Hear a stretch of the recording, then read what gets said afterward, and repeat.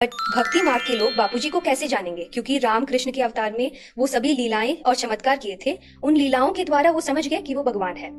लेकिन बापूजी को कैसे जानेंगे, क्योंकि बापूजी लीलाएं नहीं करते। बिल्कुल सही। बापूजी हमेशा कहते हैं चमत्कार को नमस्कार करने वाले मुझे नहीं जान सकते हैं। तो ये परम सत्य है। और देखिए बात यहाँ पे ये आती है कि जितने भी अवतार हुए सत्य तो एक रहने वाला है। सत्य ये है कि जो इस ब्रह्मांड का जो क्रिएटर है, जो शिव है, जिसे ब्रह्म कहा है, वही ब्रह्म तत्व, वही सत्य है। अगर आप उसको जानते हो, ये जितने भी अवतार हुए, चाहे 28 अवतार हुए, चाहे 24 अवतार विष्णु के हुए, चाहे शिव के 28 अवतार हुए, जितने भी अवतार समय समय पर हुए हैं, ये केवल अवतार है। सत्य ये है कि कहाँ कब किस टाइमलाइंस में अलग अलग समय पे अलग अलग युग पे किसी पर्पस से आए गए हैं। ये अपना पर्पस करके चले गए हैं। इन्होंने लीलाएं करी, इन्होंने बताया कि अपनी शक्तियां दिखाई कि वो उस जो पर ब्रह्म परमेश्वर है, जो परमात्मा है, जो इस ब्रह्मांड का मालिक है, पूर्ण ब्रह्म का वो अवतार अलग अलग, कोई अंश अवतार हुए, कोई पूर्ण अवतार हुआ, वो आए और लेकिन वो चले गए। लेकिन सत्य क्या रहने वाला है कि क्रिएटर एक ही है। तो इसलिए आप सबको लीलाओं में ना फंसते हुए, जैसे बापूजी को तो कोई इसलिए नहीं जान सकता कि जब भी ज्ञान दाता होता है ना, वो साधारण ही रूप में आता है। जब कृष्ण थे, उन्होंने अपनी लीलाएं दिखाई, तब लोगों ने जाना कि वो कोई विशेष है, वो परमात्मा का अंश है या परमात्मा का रूप है,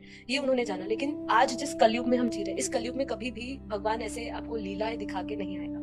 वो आपको सिर्फ और सिर्फ ज्ञान देगा। कलयुग में भक्ति मार्ग वालों को इस मार्ग पर आने के लिए, बापूजी को पहचानने के लिए सिर्फ और सिर्फ ज्ञान ही आधार लेना पड़ेगा। क्योंकि देखिए भक्ति में भी आज जो साक्षात्कार हो रहे हैं लोगों को, वो साक्षात्कार से उनको एक कुछ समय के लिए कुछ दिव्य अनुभूति या एक खुशी हो सकती है, परमात्मा की उपस्थिति महसूस हो सकती है, परमात्मा का संग महसूस होता है। लेकिन जब हम ज्ञान से परखते हैं, उस पूर्ण परमात्मा को, उस ब्रह्म को जानते हैं, और वो परमात्मा आपको बताता है कि आप भी वही हो, मेरे जैसे ही हो, आप भी उस ब्रह्म का अंश, उस अनंत महासागर की आप भी बूंद हो। तो जब वो ये सब परिचय आपको ज्ञान से मिलता है ना, तब आपको साक्षात्कार का आधार नहीं लेना पड़ता।